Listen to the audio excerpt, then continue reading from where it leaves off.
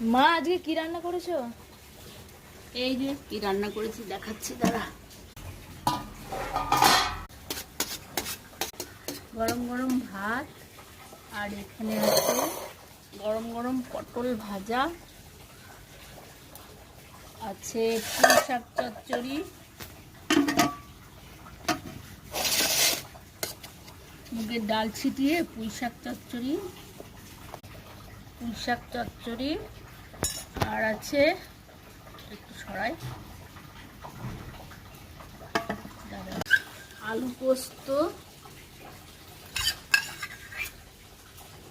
আর আছে এখানে দেখো মুসুরির ডাল।